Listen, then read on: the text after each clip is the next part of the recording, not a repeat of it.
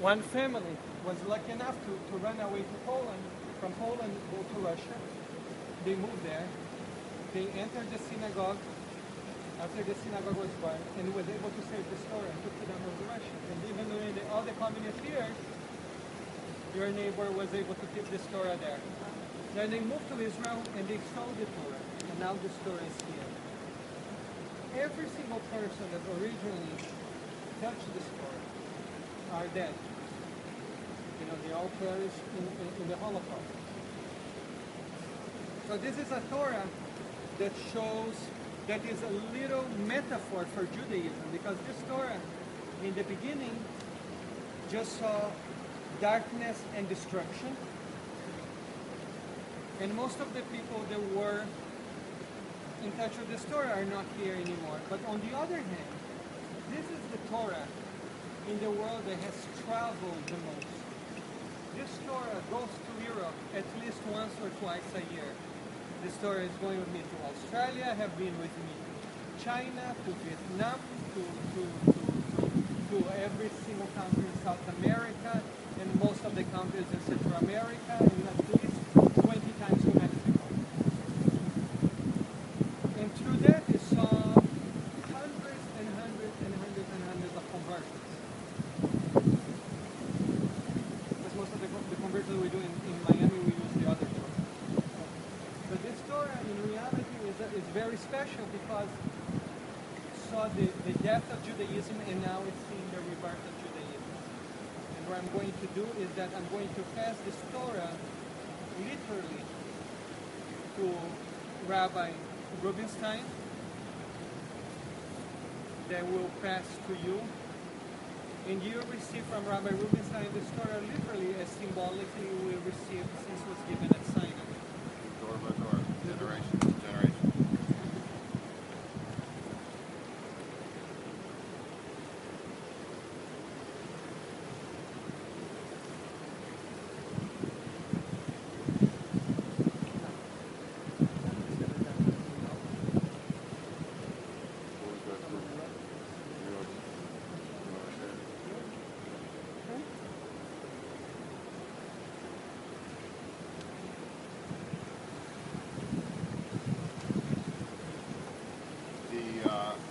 Torah keeps us alive.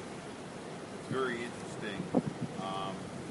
When you think about Torah and you think about Esther Hadibrot, you think about the Ten Commandments, and you also think about the oral law.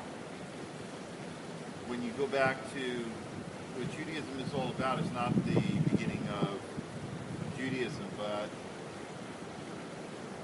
the identity of man.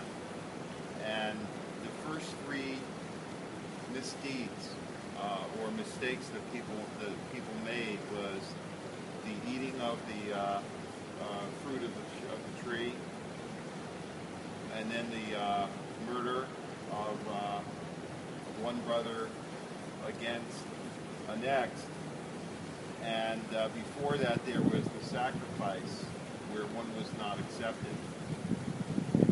It's interesting in Judaism that the reason why God writes the Ten Commandments on stone is that the word Evan is Av and Vain, from father to son, from generation to generation. And so when Cain picked up a stone and killed his brother Abel, so we have the law that says, "Thou shalt not murder." And the disobedience against God, eating out of the fruit of the tree, God chooses parchment, God chooses the parchment from the animal for the sin of the sacrifice that Abel made, that Cain made, that was not accepted. And then finally, you have the parchment from the tree. That was from the sheep. You have these things that it's an Eitz Chaim. It is a tree of life, and all those who cling to it. So Judaism is about improving our life and doing what is right. And I hope that this whole experience of spending the day with two rabbis will help motivate you to improve the world that you live in. let's recite together the Shema. You know, the Shema is the watchword. Is the watchword of our faith. It's the first word that you're supposed to say in the morning. The last word the Jew is supposed to say before his death. So I'll invite everyone to recite with me the Shema. Shema Israel, Adonai Eloheinu, Adonai Echad. Everybody here, O Israel. Adonai is our God. Adonai is one.